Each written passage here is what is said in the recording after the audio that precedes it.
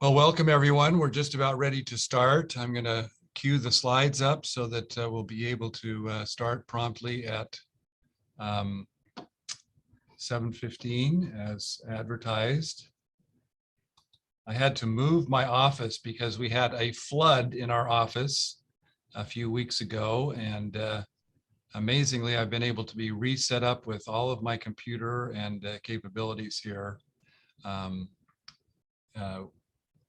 To be able to carry on this program without delay.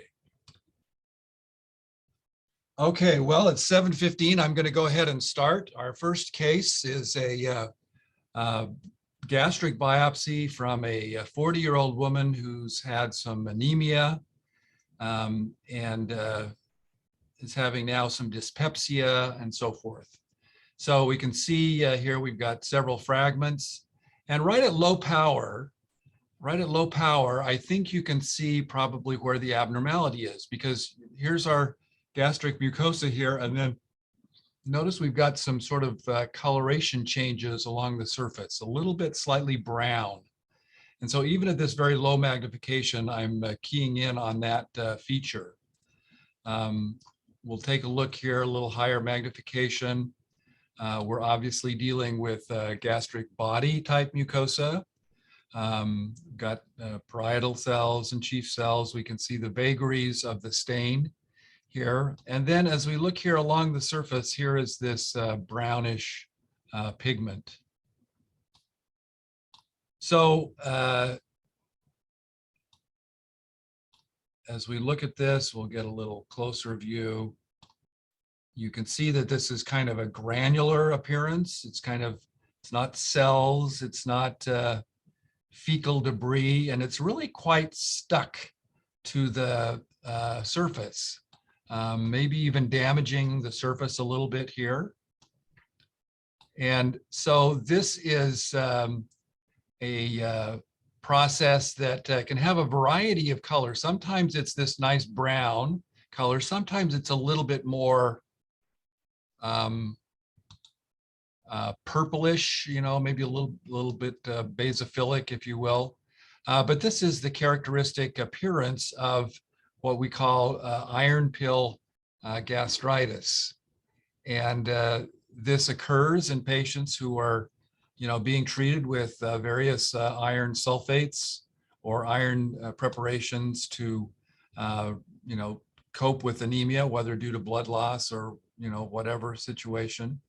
And when they, some of the iron sulfate preparations are particularly hard on the surface mucosa and can give you these erosions.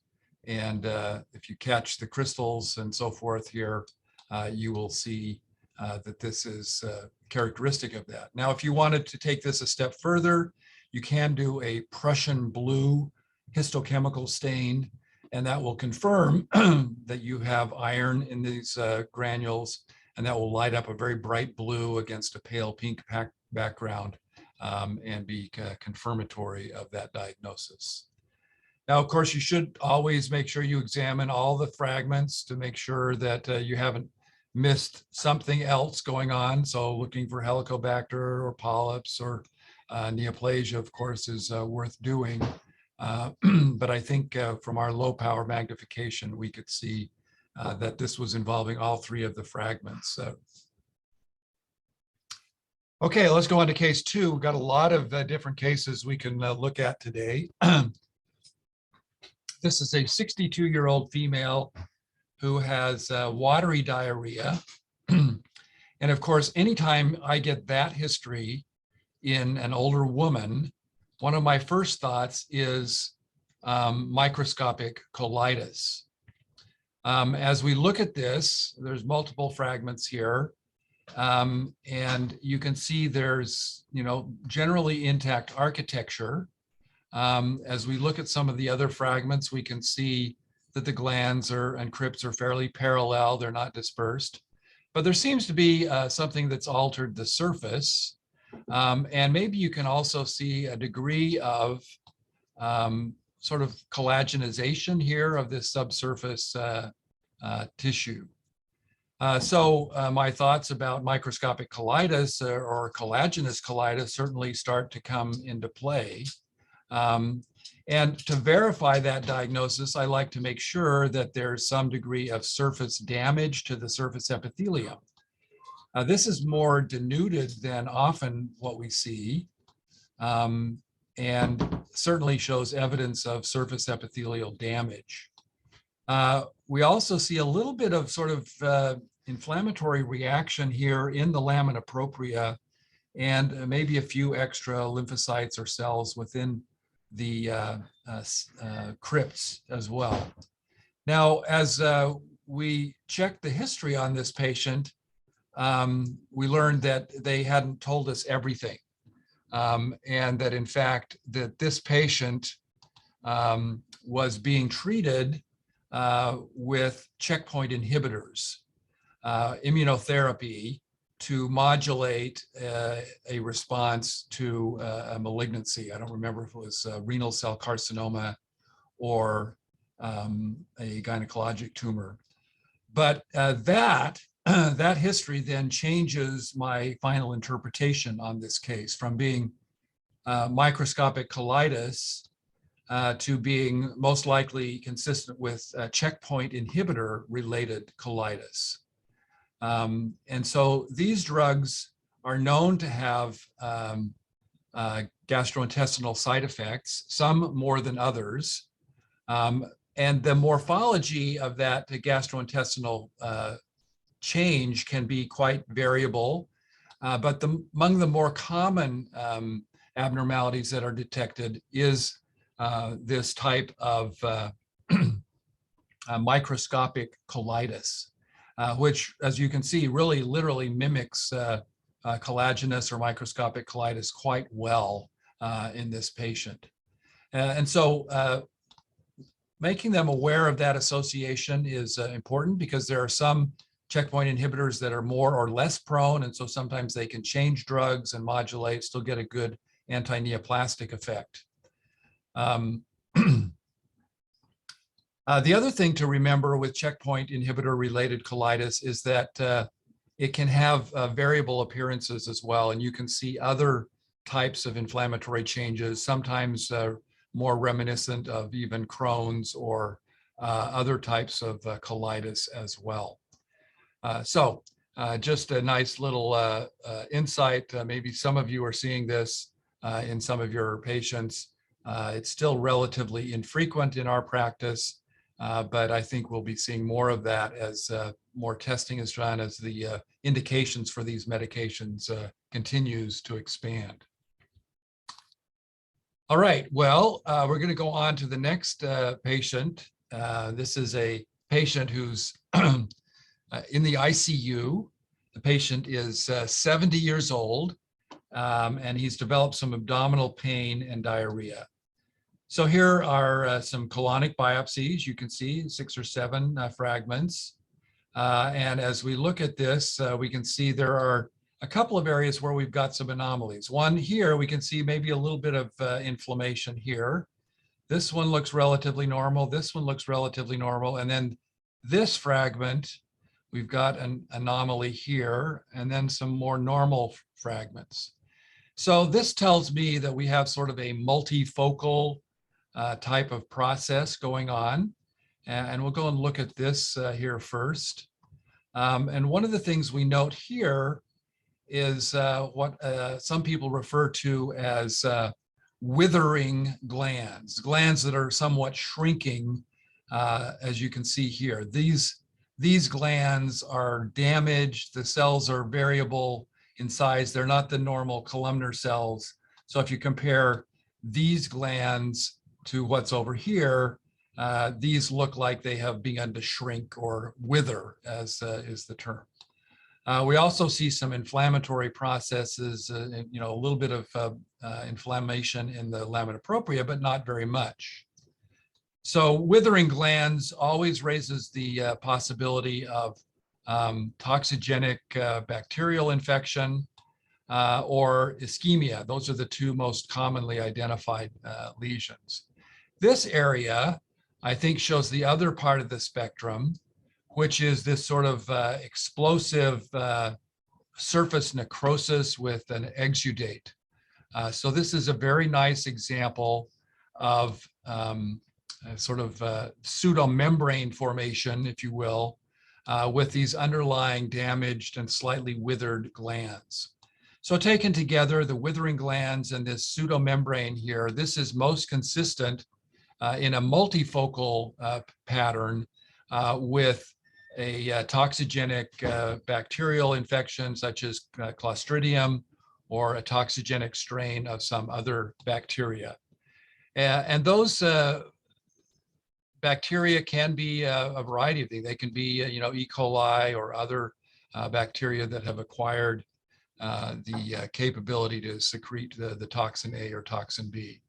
And I like this biopsy because it shows you this sort of several different morphologies of the lesion. One well-oriented, here an area not quite so well-oriented, and here where you've sort of cut it on the side.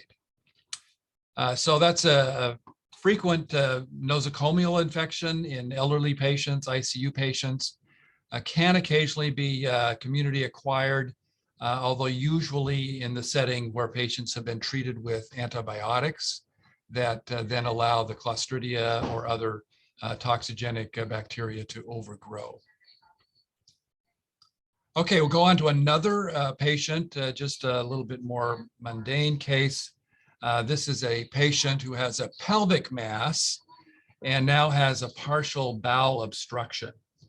So here we see three fragments, one that looks relatively normal, one here that looks very ulcerated, and so forth, and then another fragment that may also be sort of partially altered. So we'll look first, rather than jumping right at the pathology, we'll just make sure that there's nothing here in this fragment that would be of significance. And so we just see some inflammation here and nothing particularly striking in this fragment. So we're going to turn our attention then to this ulcerated fragment here. And this looks like a neoplasm. It looks like we've got an ulcer, a lot of inflammatory debris. And then we have this neoplastic process here of somewhat nested and cohesive cells with a lot of clear cytoplasm. Looking at the nuclei, they're kind of variable, but they're not really, they're sort of nested, but not making great glands necessarily. So the question then arises, could this be a primary neoplasm? Is this the explanation for the pelvic mass, that there's a, colon cancer?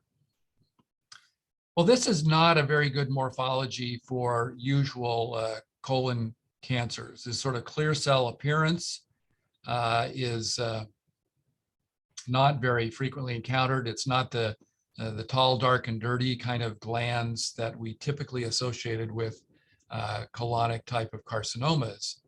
And so in this situation, I entertained the possibility of a metastasis. And in fact, this patient did have an ovarian cancer. And by doing the napsin A stain on this, along with some gynecologic markers, like WT1 and so forth, we were able to demonstrate that this is actually most consistent with clear cell carcinoma arising from the ovary. And so that explained the circumstance. And of course, that's important because being able to do that on this biopsy tells them that this is already a stage 4 tumor. And we don't need, or in this situation, doing primary surgery is not necessarily going to be curative.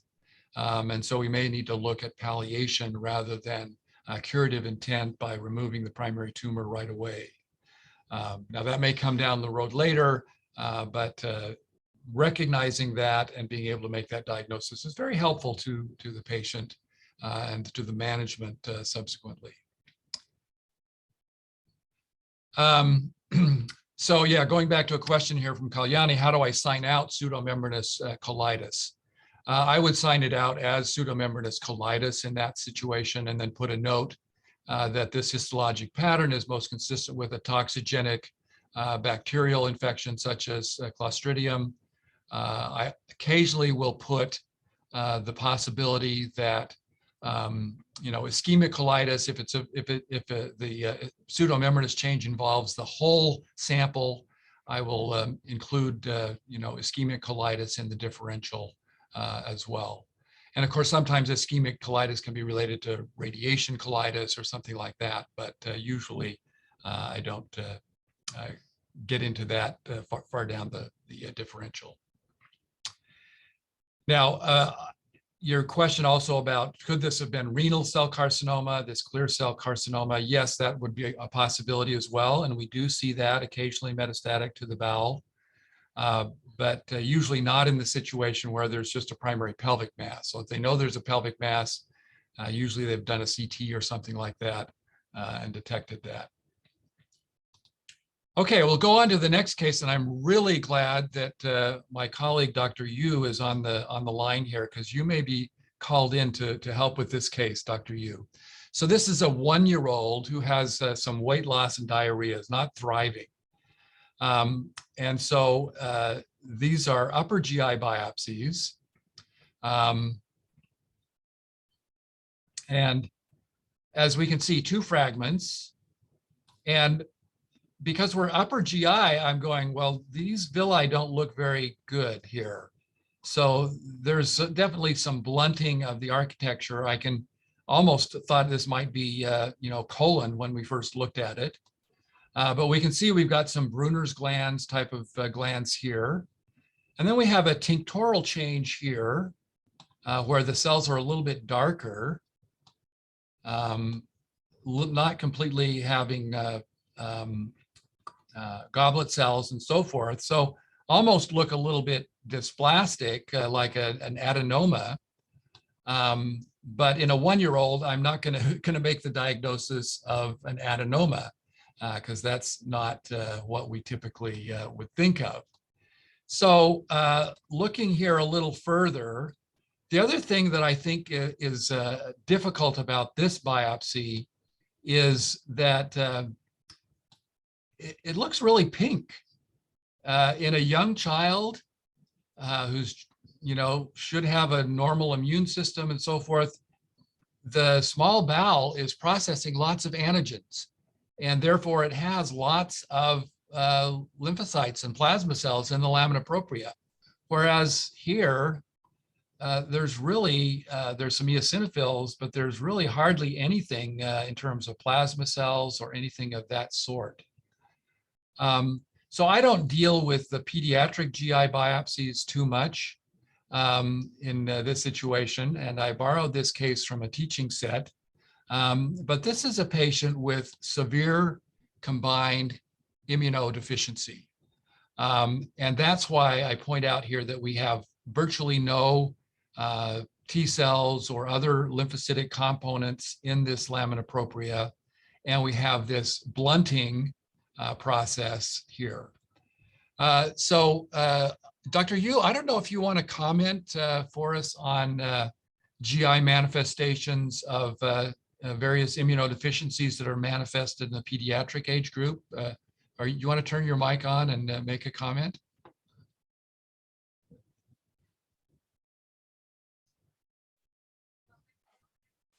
Sorry, Dr. Haas, I'm driving. Oh, I'm sorry. I'm sorry. Yeah, I think what you said is right. There's no plasma cells. I think that's the key feature. Yeah. I'm sorry, I cannot see. Okay, well, you keep driving. I'll post a link to an article on the GI manifestations of immunodeficiency in the pediatric age group with the video later on, and you can check that out. As well as I'll post that link into the chat later on. So anyway, a case that I don't see very much of, and the teaching points were, of course, to don't overdiagnose adenomatous change in a pediatric patient because that can be a component along with this, and to look at the lamina propria in these patients as well. Okay, well, let's go on to the next case. Again, this is a known patient with immunosuppression, and this is a patient with chronic diarrhea. So here we are in small bowel, as would usually be identified here. And we can see there are plenty of lymphocytes here in the lamina propria. We don't see any immediate architectural abnormalities here, maybe a little bit of inflammation here. So we'll just focus here and see if there's anything at higher magnification. So when do we go to higher magnification? When do we go to high power sort of thing in these GI biopsies? Because usually GI pathology is a very low magnification sort of practice. But in patients with immunodeficiency, we've discovered that a lot of times our low magnification appraisal of relatively normal appearing tissue is a little bit off. I'm going to just rotate this slide here a little bit.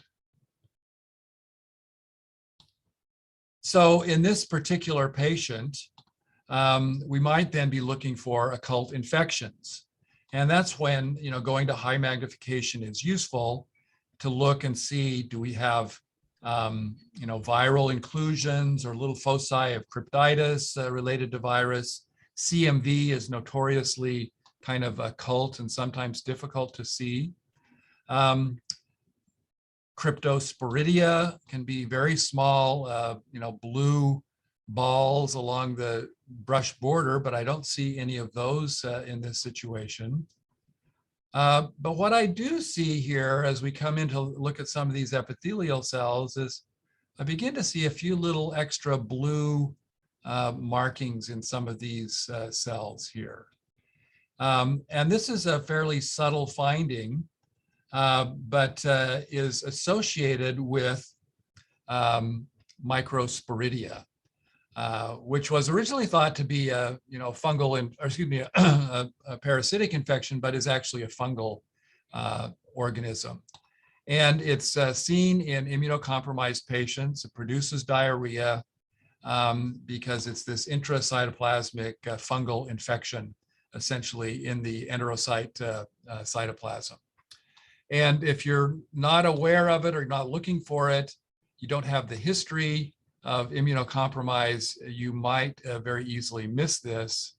And so whenever you've got a diarrheal history and any sort of immunocompromise situation, be thinking about that possibility of microsporidia.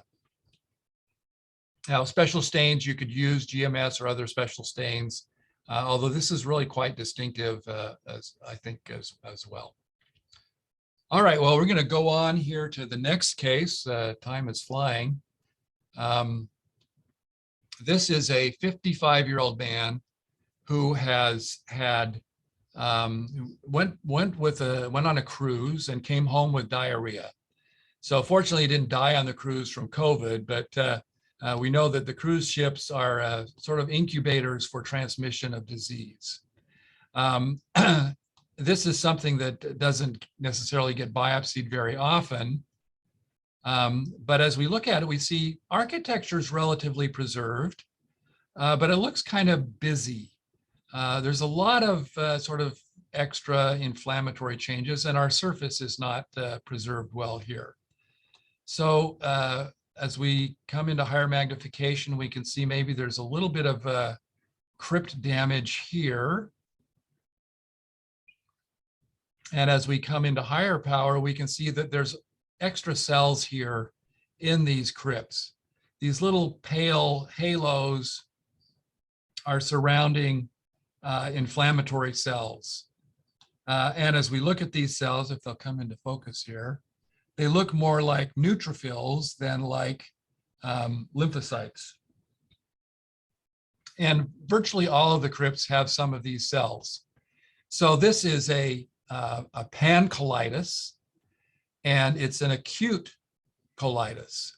It's an acute inflammation involving the epithelial component of virtually every crypt. So that is the pattern of what has been termed acute self-limited colitis. This is not inflammatory bowel disease. This is an acute infectious disease and could be associated with both bacterial and sometimes viral pathogens, such as the Norwalk virus or other sorts of pathogens like that. You could potentially see this with Salmonella or Shigella as well, this pattern, although you obviously have to correlate that with culture effects. Now, some people say, well, couldn't this just be an early phase of inflammatory bowel disease? And that's theoretically possible, but the presentation is atypical. First of all, it's fairly sudden onset, and inflammatory bowel disease is usually an insidious, chronic process. And additionally, the morphology is wrong. We're not seeing crypt damage with regenerative changes here that we would see in inflammatory bowel disease. And the pattern of inflammation, while you can have acute cryptitis or crypt abscesses with IBD, you usually have associated dense lymphoplasmacytic infiltrates within the lamina propria and submucosa. So those are things that we're not seeing here. So this is a case of acute self-limited colitis, probably related to a pathogen that the patient picked up on his cruise. Okay, next case, 50-year-old man with dyspepsia, abdominal pain and weakness, as well as some degree of anemia. So multiple fragments here. This looks like we're from the upper GI tract. And as we can see here, there looks to be a bit of an infiltrative process that's sort of insinuating itself between the glands here in the bowel. Actually, I guess we're in the colon here because we've got goblet cells and a few Paneth cells. As we look at this, this is a pattern of an infiltrative process. So what are the things that can give us an infiltrative process within the bowel? Well, primary poorly cohesive carcinoma or signet ring cell carcinoma would be one thing that could do that. That's certainly the pattern we see in the stomach with poorly cohesive carcinoma. So that's one possibility. Melanoma is another disorder that can give you that sort of a pattern. Other carcinomas tend to displace or push aside the gland. So other epithelial malignancies we would probably discount. And then lastly, we should think about the various hematolymphoid possibilities. So as we come into higher magnification here, we can see that these cells, as you look at them here, are really quite malignant looking. They've got prominent nucleoli, multiple chromocenters. They have sort of this amphiphilic or grayish cytoplasm, which would, to me, be more likely like melanoma than lymphoma. But I would certainly keep that in my differential. Additionally, we see admixed here, some other inflammatory cells, some sort of eosinophils, maybe a few plasmacytes, neutrophils, and so forth, that look a little bit sort of inflammatory, if you will. So we did a variety of stains on this case. It was negative for all the epithelial markers. It was negative for SOX10 or melanoma markers. It was positive with CD45. So this is a hematolymphoid process. Well, then we did some further staining. It was negative with CD20 and CD10 and with CD5, CD3. So it is not a lymphoma. So that then pushed us towards thinking that this could be a granulocytic sarcoma. And in fact, it was positive with CD34 as well as myeloperoxidase. So this is an example of a granulocytic sarcoma involving the colon. Now, does that explain his symptoms? Well, he has weakness, he has anemia, he's probably got an infiltrated bone marrow. And the fact that we didn't see this peripherally, didn't see this leukemic process in his peripheral blood would mean that, you know, this would count as a solid leukemic infiltrate, but without leukemia. A bone marrow, of course, would be indicated, and various other workup for specific characterization of his leukemia can follow on the bone marrow examination. We don't have to do that, fortunately, in GI pathology. So I got it as far as myeloid sarcoma, and then we'll turn it over to the hematopathologist to take it the rest of the way. So rather unusual. We don't see that very often, thankfully. Go on to the next case here. How are we doing on time? We're doing pretty well. Okay, so this is maybe a little bit more mundane case. This is a polyploid lesion seen in the sigmoid colon. I think it illustrates a number of nice principles. So pretty good sized polyp, came off with a snare, and we can see in the base of it, there is a good vasculature. We can see at low magnification, this area of brown pigment here, probably old hemosiderin type of thing. And then just looking at the low magnification here, you see the mucosal, muscularis mucosa seems to be respected, although maybe a little bit irregular here. And the glands, they're not hyperchromatic. They're variable shapes and dilatation is noted. And then it looks like we may have a little bit of ulceration in some areas here. So we'll just take a look here and see if that's the case. We've got some vasculature here. Some hemosiderin in this polyp. We don't see actual ulceration because we can actually still see an epithelial surface here. But we've got kind of dilated vessels coursing through here as well. Now, as we come down and look a little more closely, we can see that you know, some of this area gets some smooth muscle sort of pulled up into it here. And we'll go over here to this other fragment here. And here we can see this sort of splaying of the muscle fibers here a little bit more as it gets pulled up into this. Here you see it sort of getting pulled up in here. And then there's been hemorrhage with this hemosiderin deposition. So this is this sort of splaying of the muscularis mucosa and getting pulled up into the mucosa is characteristic of polyps that have some degree of torsion or pulsion on them. The presence of these fairly good-sized vessels is of note because this is certainly, these are submucosal vessels, and the larger ones tend to, of course, be located close to those areas where there is the perforation, or if you, the penetration through the muscularis propria. So if you have really large vessels, sometimes you can think, well, am I close to a perforating vessel? Well, how would I sign this out? Well, I would say this is a polyp that looks like a torsion or pulsion type of polyp. That can be related to one of several things. It can be related to a prolapse syndrome, such as solitary rectal ulcer syndrome.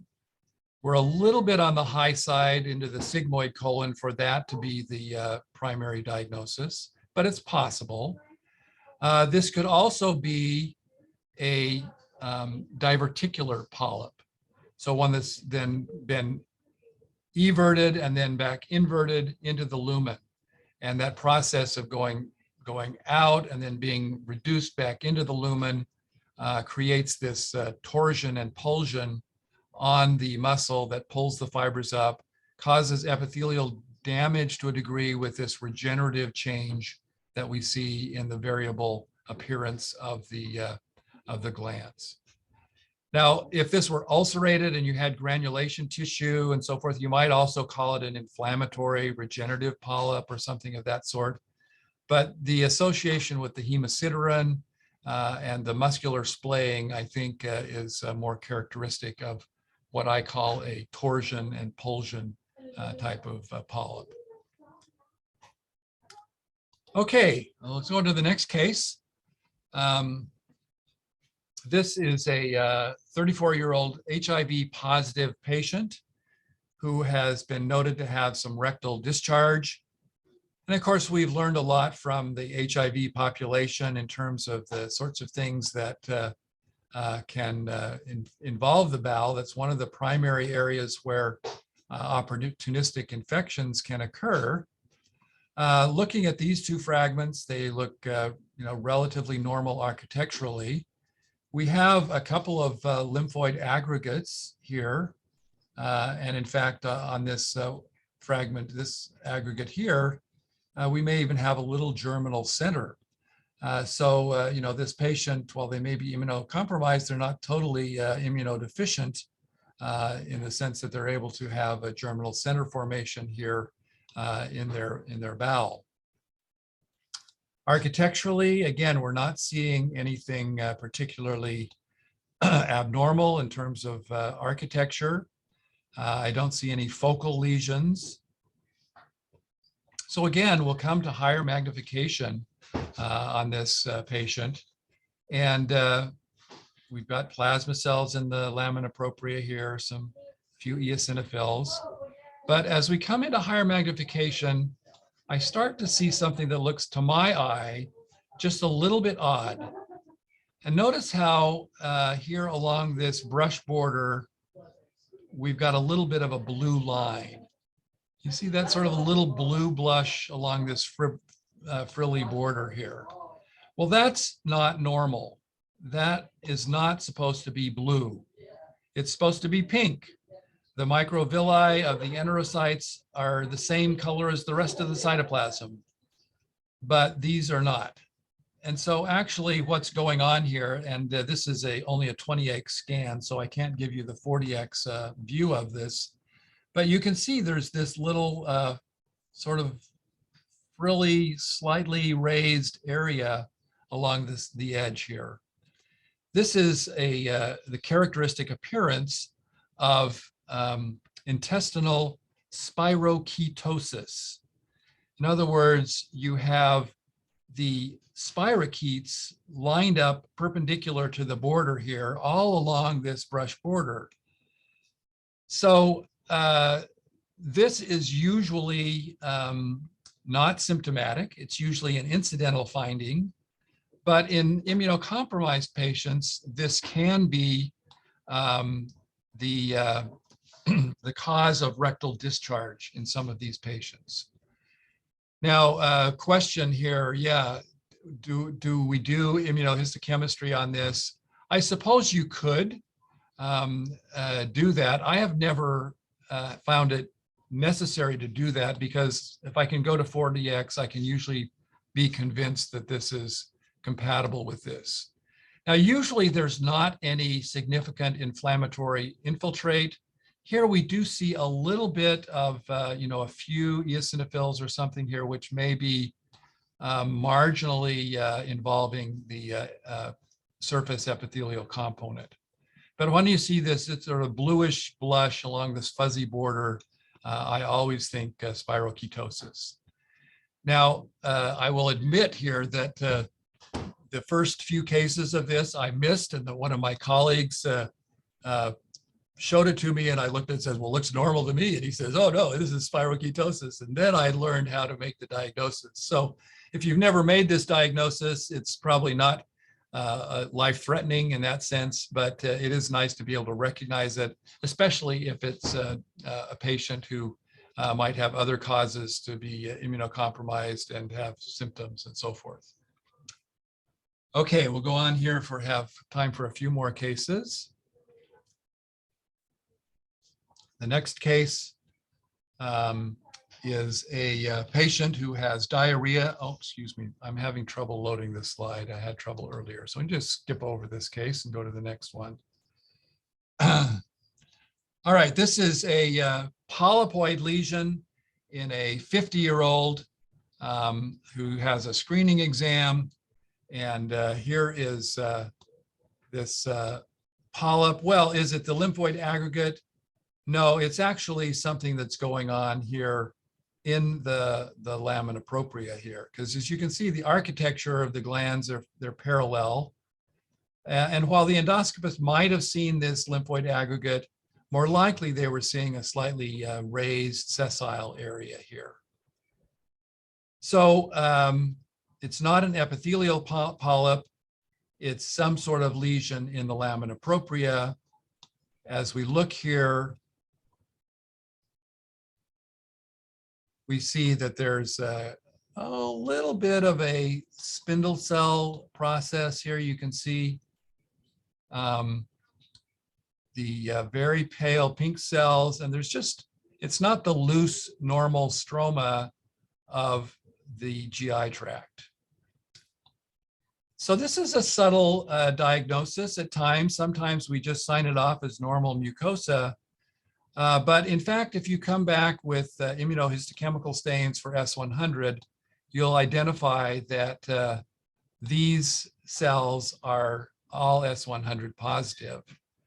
And this is what has been called the mucosal Schwann cell hamartoma. It's not a syndromic polyp. It's not one with any malignant potential. But it is good to be able to make that diagnosis so that your endoscopists don't believe that you're crazy and you just don't look at things very carefully, because they see a polyp, and if you diagnose it as normal mucosa, they will have a lower opinion of you. So this is a good diagnosis to be familiar with. And I present it here to be kind of right in contrast to this next case, which is a somewhat similar lesion, but has a little different appearance. Here you can see this is also, a polyp, same history, same age group, and same stroma. But notice what's happening here is that this lesion is displacing some of these glands. And also associated with it is this hyperplasia. So usually this kind of hyperplasia might lead you to think, oh, well, maybe this is a serrated polyp, a hyperplastic polyp or something of that sort. But you should pay attention to what's going on in the lamina propria as well. So here, this type of a polyp, also spindle-shaped cells, they look a little bit neural and so forth, but this is a perineurioma. So this pattern of displacing the glands and intervening betwixt them is a slightly different appearance compared to the Schwann cell hamartoma. This also would be S100 positive, but the morphologic contours are different in these two lesions. Okay, well, let's take a few more minutes. Oops. Take a few more minutes and we'll go through a couple more cases here.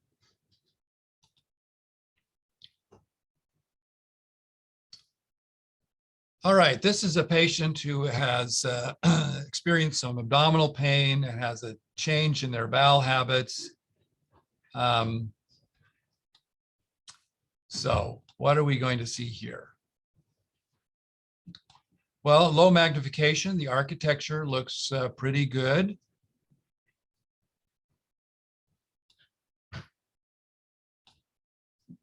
Although again, even at low magnification, I'm kind of going, something's going on in the lamina propria. It's just a little bit too pink here.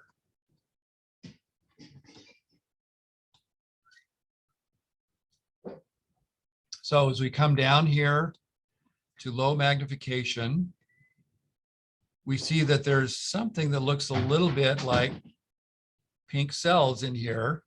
They're not discrete. It's not forming an epithelioid nest or anything, but there's some histiocytes here in the lamina propria. Go look at another section area here. You can see that there's this very subtle histiocytic infiltration in the lamina propria. Well, what can give you histiocytes in the lamina propria in the GI tract? Well, I think there are a couple of things to think about. One would be, mucin granulomas, or is this damaged mucin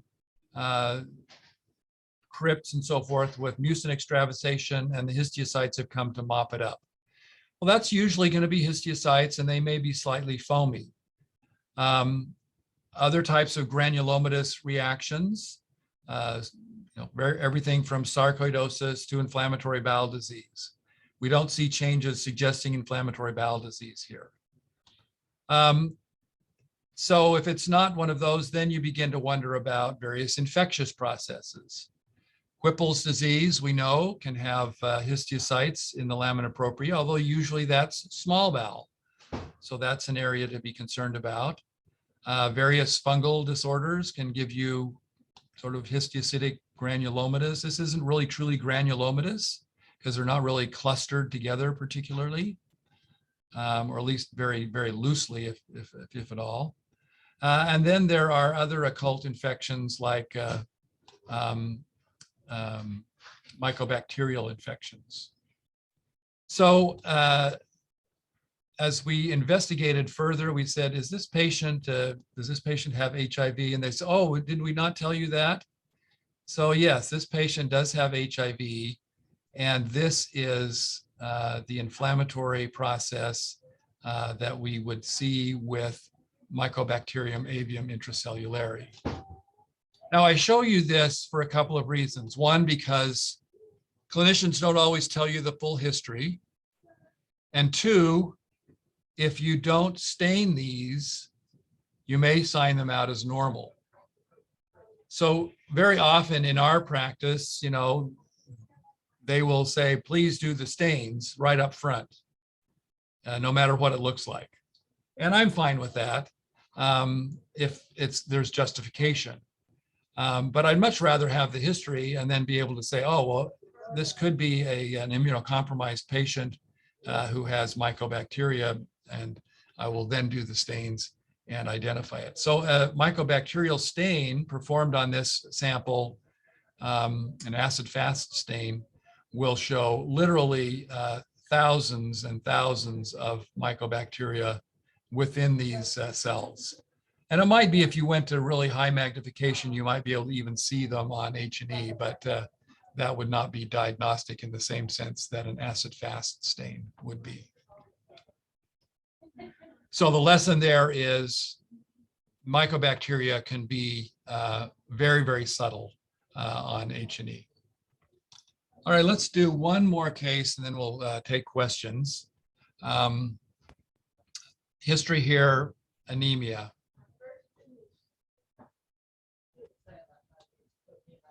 So this is a gastric biopsy.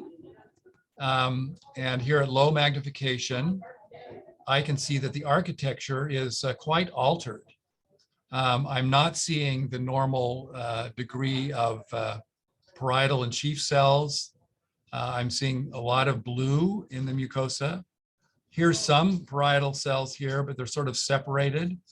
The mucosa is thin. If I believe that they've biopsied the full thickness, which they usually try to do, this is about a third or less of what the usual gastric body should look like. So seeing that happen with that sort of thing, with that sort of change, I then would look for what's going on right here, which is a small area of intestinal metaplasia with nice goblet cells here, giving away the diagnosis of atrophic chronic gastritis. Why is this not, Helicobacter? Well, there are a couple of reasons why it's not. One is that that there's atrophy. We're losing the parietal and chief cell component, and it's throughout the mucosa. It's not just focused on the surface. Both of those can lead to intestinal metaplasia, it's true. But with atrophic chronic gastritis, seeing this degree of dropout of your normal glandular component is fairly typical. Now notice here that some of these glands are dilated. So my suspicion is that this patient was feeling dyspepsia and they said, oh, I'll just go take some medication for antacids or for other disorders, and someone gave them some omeprazole or a proton pump inhibitor. And so what we're seeing right here is the morphologic clue that they were taking a proton pump inhibitor because you get this dilatation of the normal gastric body glands and crypts. Well, I'm going to stop here and we'll turn it over for some questions. If you want to either unmute yourself and ask a question, or maybe even better, write it in the chat. I'll try to answer any questions that you have about our cases this morning. I really appreciate you joining me. It's been fun and some interesting cases, I think.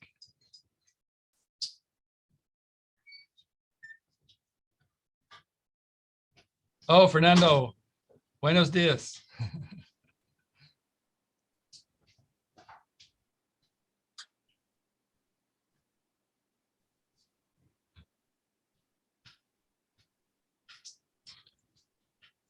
Well, we didn't get through all of the cases that I had planned to do today, so we may save some of them for next month. And as I mentioned, in April, we'll have a guest professor in Dr. Feng, a neuropathologist, a great teacher.